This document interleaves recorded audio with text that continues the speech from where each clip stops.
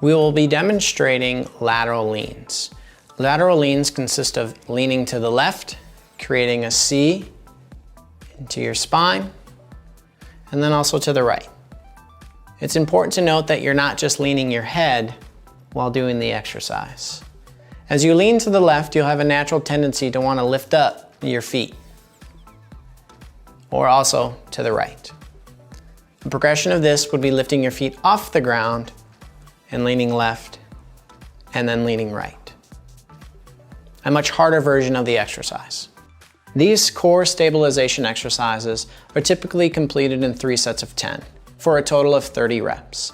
If you do have any questions, you can always consult your physical therapist. I hope this video helped.